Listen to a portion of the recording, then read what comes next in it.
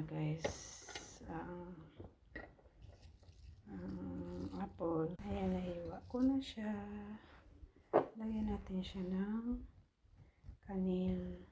Yung cinnamon. Lagyan natin siya ng cinnamon. With brown sugar. Konting brown sugar.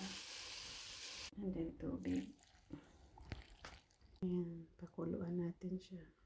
Ayan, ito na po ang apple.